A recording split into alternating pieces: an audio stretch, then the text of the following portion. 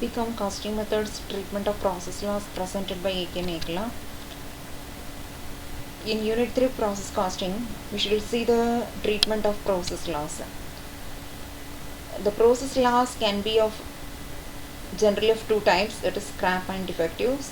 Scrap is defined as the incidental residue from certain types of manufacture, usually of small amount and of very low value recoverable without further processing. The scrap may be sold or reused. The amount of scrap realized is credited to process account, credit side. Another type of process loss is the defective. The finished product which are not up to the standard are known as defectives. The defectives can be converted into effective units by repair by using extra materials or labor. Treatment of scrap. The useful methods for treatment of scrap are as follows. If realizable value of normal scrap is insignificant, that is legitimate scrap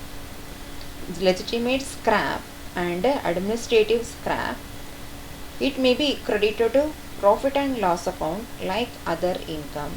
This method of treatment of scrap is suitable when the scrap is of very little value and when the market for it is uncertain. This method is known as treatment by neglect. This method is not suitable for effective control over scrap because detailed records of scrap are not kept and scrap cost is not shown as an element of cost in the cost sheet. Scrap which is not sold and is in stock is valued at nil for balance sheet purposes and thus vitiates the valuation of closing stock. According to scrap by this method is also inaccurate as there is a time lag between the sales and the production.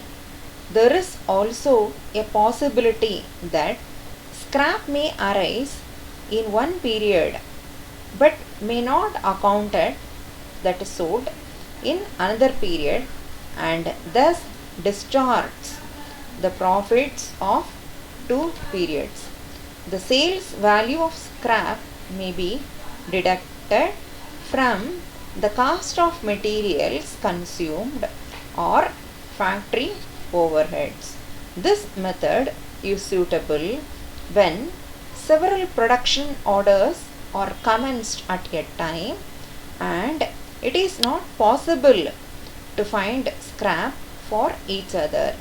This method, however, is not effective in controlling scrap arising in different processes, jobs or others. When overheads are absorbed on the basis of predetermined rates, it is more appropriate to credit an estimated allowance for the scrap instead of the amount of actual scrap.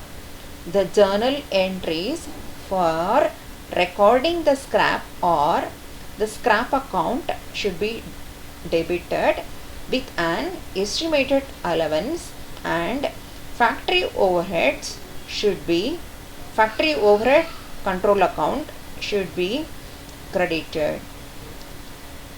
Next one, debit cash or debtors with the amount realized on the sale and we have to credit the scrap account. Profit or loss on sale of scrap may be transferred to the profit and loss account at the end of the year. When scrap is sold on a day-to-day basis and no stock is maintained, the journal entry is debit cash or debtors account with a realizable value and credit factory overheads control account. The scrap may be assigned a cost if it can be related to the job which yielded the scrap. It will help in giving reasonable credit to the jobs which yielded scraps. This method of treatment is suitable when scraps from the various jobs widely differ in nature.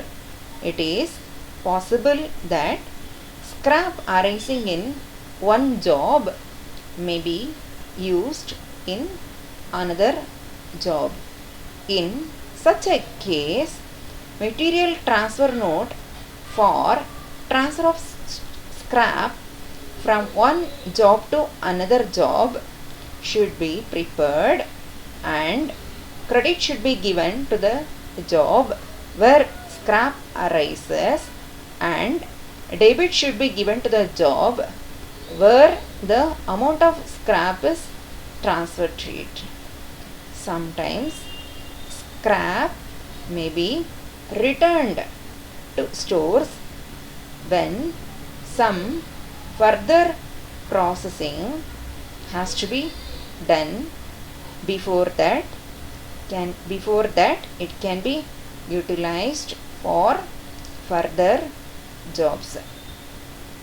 Job returning the scrap is credited with the value of the scrap returned to the stores. When the actual scrap is in excess of the predetermined quantity, that is normal quantity, the cost of excess scrap is transferred to costing profit and loss account after deducting therefrom the sale proceeds of such excess scrap. The valuation of excess scrap is done in the same way as the valuation of abnormal waste is done. The cost of defective scraps after deduction therefrom the sale of proceeds of such scrap is transferred to costing profit and loss account because it is an abnormal loss. Next one is defectives.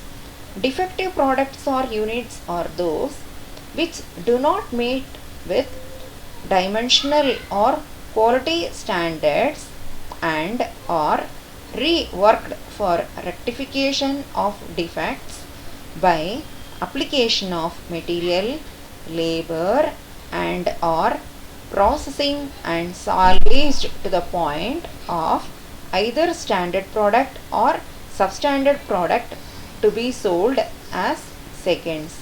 Therefore, defectives are that portion which can be rectified at some extra cost of reoperation. Defectives may arise due to the following reasons. First one, substandard materials. Second one, poor workmanship. Next is poor maintenance of machines. Fourth one is wrong tool setting. Fifth one is faulty design of products. Sixth one, bad supervision. Seventh one, careless inspection. Eighth one, poor working conditions. Ninth one, lack of control such as humidity, furnace temperature, etc. And finally, excessive short runs. Defectives are bad products which are not totally spoiled and can be rectified or restored to the original or near original condition at some extra cost of reoperation. The additional cost of rectifying the defectives is added to the total cost, and the quantity of defective rectified is added to the quantity of good output because defective units rectified can be sold as seconds. Rectified rectification of defective units is advisable only when the cost of rectification is low and more profitable than to sell as spoil third units. Next one, treatment of cost of rectification of defectives. The following methods may be adopted for the treatment of this cost. If the defective production is identified with a specific job or department, the cost of rectification is charged to the specific department or job. If the defective production is not identified with a particular job or department, the cost of rectification is added to the general factory overhead. If the defective production is due to abnormal reasons, the rectification cost is transferred to the costing profit and loss account. Every possible effort should be made to reduce the number of defectives because they increase the cost of production. Control of defectives is an operational correction, so steps should be taken to eliminate the reason responsible for defectives. Right from the design stage to the output of the final product stage, each one should be looked into carefully for avoiding defectives. Standardization of products and operations, comparison of actual performance with standards laid down in regard to defectives, feedback and reporting, and incentive scheme for minimizing defectives will go a long way in reducing the quantity of defectives. For the purpose, we shall refer these references.